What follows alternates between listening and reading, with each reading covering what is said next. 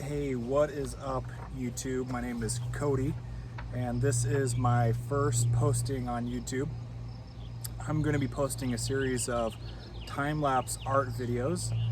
My intention is to post something every Tuesday of every week.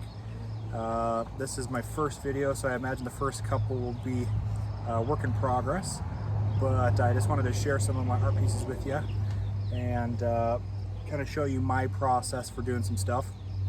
I'll be varying it up, doing some larger pieces and some smaller pieces week to week.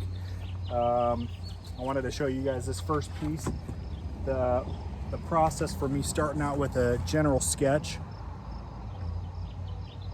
and then working up to a finished product.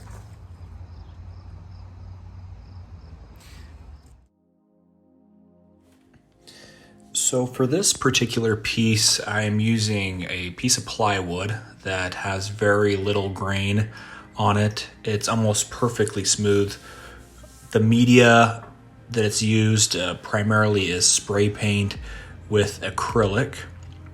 To begin, I'm just creating a general mask using masking tape to lay down some base colors with the spray paint initially, then transitioning into acrylic paint for the inner details. My recommendation for any new or more inexperienced artist has to do with the beginning process, which is usually the most difficult process. Kind of like writer's block, getting something going is usually the most difficult part. So my recommendation is not to be afraid to just throw some stuff out there, not worrying that it needs to be perfect initially.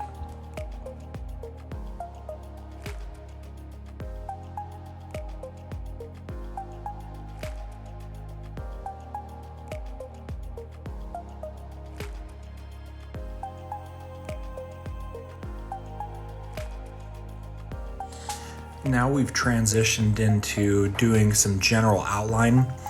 For this piece, I used a lot of reference material for street art, which I am a very big fan of. And if you're not familiar with street art, it's kind of a combination of urban art and graffiti, which is really well known for having really thick outlines. The material generally is more kind of cartoony and illustrated in nature.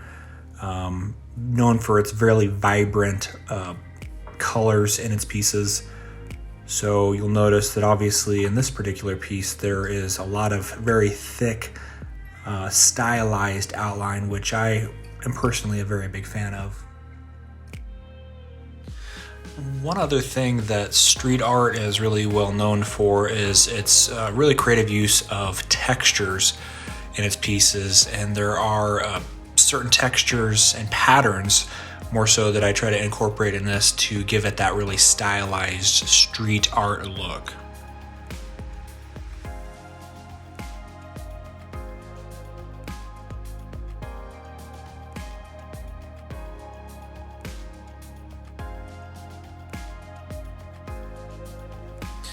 So here I've actually started the process of applying a exterior outline, which is white. Again, this is another very common thing that you'll see with street art is the exterior or external outline that's white. Again, I'm a really big fan of this. It's a very stylized look, but it really makes the foreground pop out quite a bit more from the background.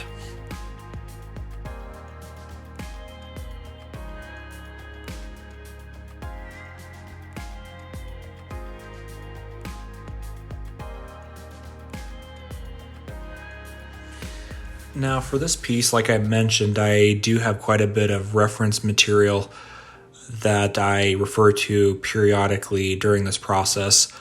This particular piece I ended up working on over a period of 3 days for about 2 hours each day, doing some really vibrant colors. Obviously, not really focusing on the owl being realistic, but just bright and vibrant and really aesthetically pleasing was the goal of the piece. So, but I still recommend, even if you're doing more of just a creative, not based in reality type color scheme for a painting, that it's always good to have reference material handy.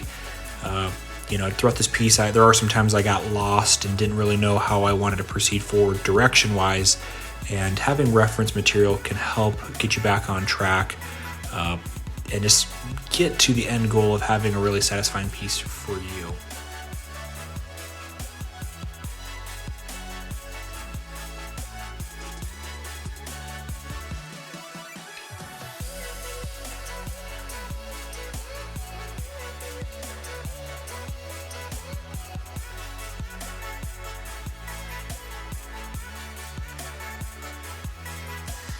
As we start getting closer to the end of the piece is really when I start focusing in on the innermost details. Again, a common mistake for a lot of new artists is they focus on the details first, which really is bad practice. You really don't want to focus on the innermost working details until the very end.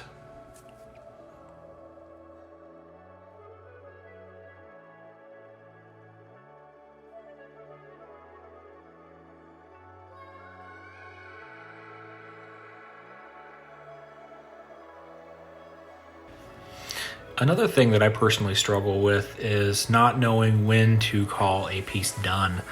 And so sometimes it can be kind of hard to establish when the piece is done. I struggled with debating adding more details into the foreground areas, and ultimately decided against it because I didn't want to distract from the actual focal point of the piece, which is the owl.